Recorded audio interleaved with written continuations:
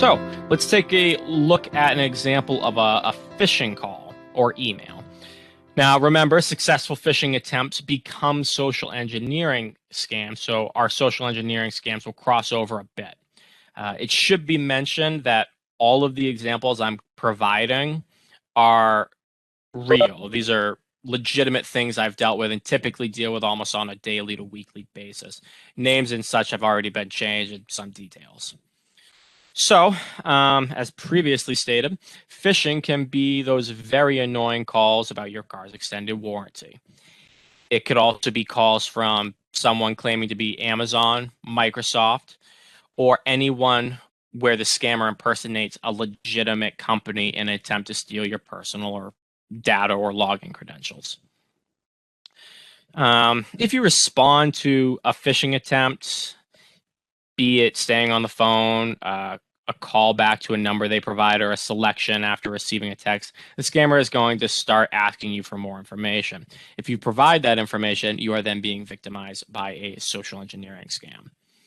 In this particular case, our first example is you receive a phone call or an email, typically a phone call because it's quicker, from someone claiming to be from Amazon. A fake Amazon rep says that you are owed a refund or there is fraud on your Amazon account and they need to verify that activity with you. You may let your guard down because you think, oh, they're not asking me for money, they're telling me they owe you money. So you might let your guard down, which makes you more likely to listen and hear them out. They usually read off some fake charges that never actually hit your account. We'll use $800 for a new iPhone, for example. They usually choose something that they know that you're going to confirm you didn't purchase. The bogus rep then goes on to state that they have refunded you the $800 for that iPhone and that they need you to log into your online banking to verify that you received the credit.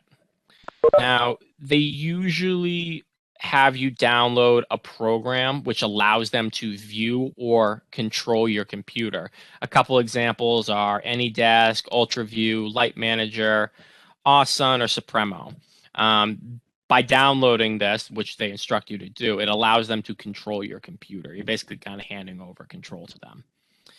So after you've logged into your online banking with them actually being able to view your screen, sometimes they'll take control and either transfer money between your accounts or they'll play a little animation that makes it look like you received a credit. It all depends on balances or how many accounts you have.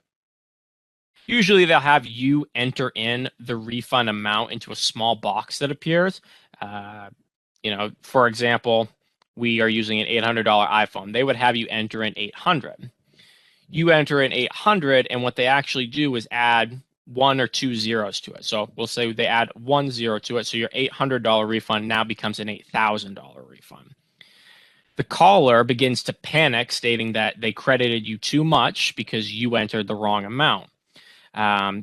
So they become frantic and say, if you don't fix the problem, they'll lose your job. You being a nice person, you tell them, hey, just go ahead and reverse it. Take the excess back. I don't want any problems. And the caller goes on to state that they can't actually debit your account. They can only credit it.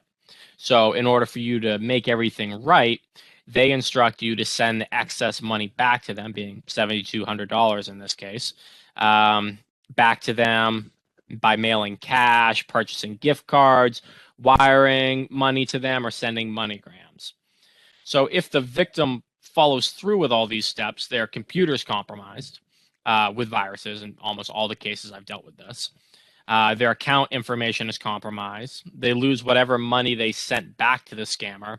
And any private information on their computer, like tax documents or social security information, is at risk because they actually are in your computer at this point.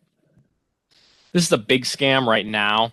I have 2 or more of these a week. And the callers, again, will identify them as Amazon, but I have also seen McAfee Antivirus, Norton Antivirus, and Geek Squad used. I'd also like to address gift cards. Almost every time I speak with victims who sent money to scammers, it usually is in the form of gift cards, Google Play gift cards, Apple gift cards. And just know that if someone is asking you for payment and gift cards, it's not legitimate. In addition to that, we're going to address sending a wire. Scammers will often instruct their victims to lie to the bank for the purpose of the wire. On a wire request, when a customer comes in, we are required to record what that wire's purpose is. Scammers know that, and if the victim tells them the truth, like for example, there's lottery scams. If the victim tells the bank, "Oh, I won the lottery and I have to pay my taxes on this," he'll put some red flags out to the bank rep, which will then prompt questions which the scammer wants to avoid. So the scammer will often instruct the customer to lie to the bank, saying the purpose of the wire is home renovations, they're purchasing a car or a boat, maybe a down payment on a house, or helping out a friend or family member. So be suspicious of anyone that instructs you to lie to the bank, because we're only looking out for your best interest. Next slide, please. So let's go over some examples of social engineering scams. These are, again, actual cases that I have dealt with. The names and whatnot have just been changed.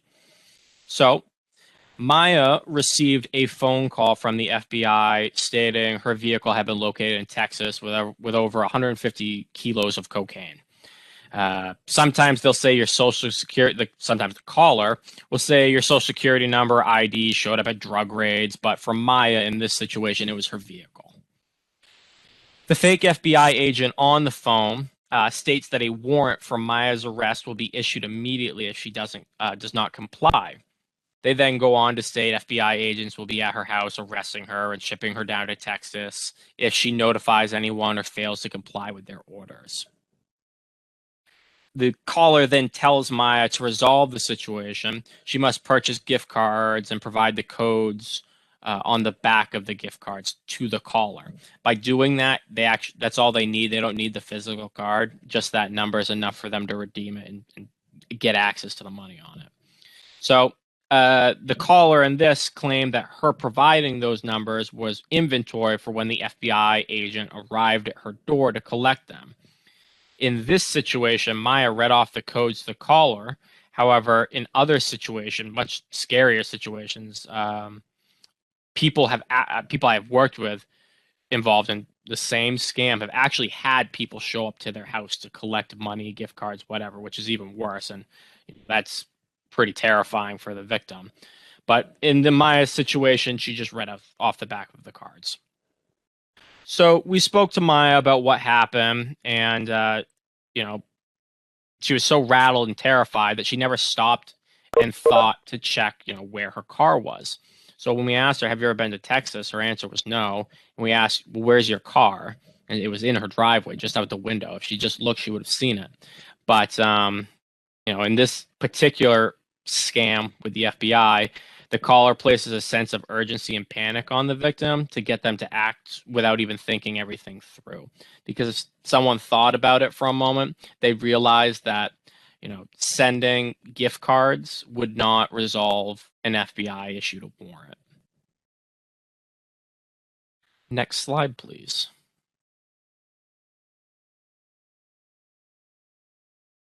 This is similar. Where a grandparent receives a call from a scammer pretending to be a friend of their grandchild or their grandchild. In this particular case, they were a friend of the grandchild. So the scammer calls the grandparent and tells the grandparent that their grandchild was involved in a terrible accident and they need to send money immediately for the grandchild to receive the life-saving surgery that they need, because the doctors won't operate unless they receive the funds. The scammer proposes a significant life-altering situation that requires immediate attention, or there will be detrimental consequences. And by doing this, again, they cause panic and prompt the victim to act just without thinking. So in these grandparent scams, it's important to remember that doctors cannot refuse treatment just because a patient cannot pay for them. It not only violates the Hippocratic Oath, but it's also illegal. They are required to treat patients. So, in this situation, she did send the funds, and it happens too often, unfortunately. And usually the accident is a vehicle accident. Maybe they fell, but it's always that it's life changing and that the the grandchild can't come to the phone. Next, please. And our final social engineering example, unlike the previous scams where the callers require you to act immediately, these scams take time. These scammers are very patient and typically prey on their victims for 6 months or more before they start asking for money or personal information. In this situation, in Brian's case, the scammer was very patient. Brian's wife passed away recently, a couple months, and after some time, he signed up for an online dating service. With the majority of my love scam victims, their significant other, usually of many years, recently passes away. They themselves are more susceptible to fraud at that point. And in the cases that I have dealt with, there's often a year a year and a half to 2 years after their significant other passed away that they become involved in such scams. So Brian was speaking to Sarah for a couple months before any money movement took place. They had never met as she lived in South Carolina, but they made plans to retire, get married, and move to Florida together. What ended up happening was Sarah requested money from Brian to assist with her business as she was a fashion designer. She needed money for various materials and such. This went on for a few weeks before Sarah requested a lot of money to repair her machine. I don't know what kind of machine it was, but apparently the cost to have someone fix it was over $50,000. And she needed the machine fixed because she was in the process of completing her last big order before selling her business and retiring with Brian in Florida. So I spoke with Brian and I expressed my concerns that he was involved in a scam. He didn't believe me. See, Sarah was supposed to fly into New Hampshire the following Monday with a check in hand to reimburse Brian because she was selling her business. I think I spoke with him on Thursday. But regardless, I let Brian know not to send the funds because if he did and it was a scam, he would lose all that money.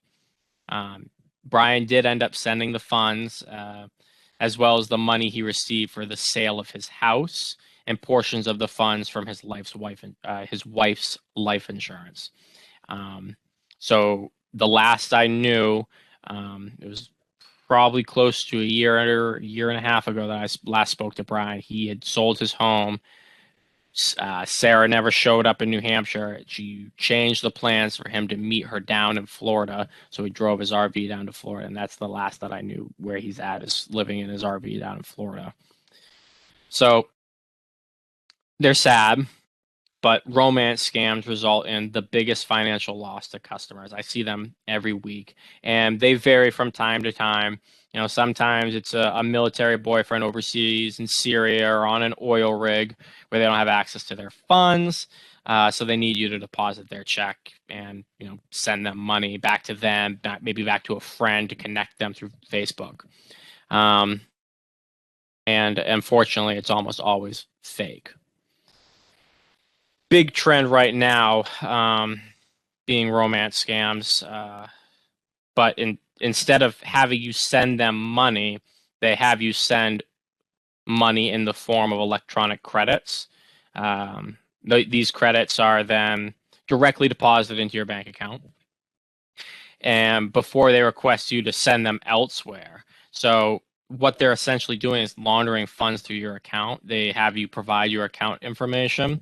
They deposit money into your account, usually from another victim, and then have it sent out elsewhere. Sometimes to Cash App, Bitcoin, or other normal forms like gift cards, wires, and MoneyGrams. So the bank can see where see these deposits coming into the customer's account, and we can see when things are wrong and don't make sense, which is when our investigation begins. So about 2 months ago, we had numerous fraud fund transfers from different bank accounts into 6 separate customer accounts.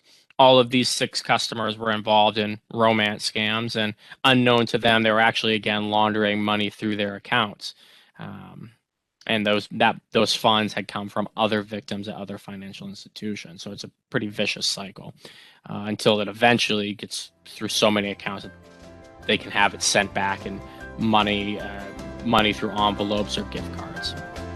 So again, if they're asking you to lie to the bank, send gift cards, or send a wire to someone you don't know, it's typically a scam.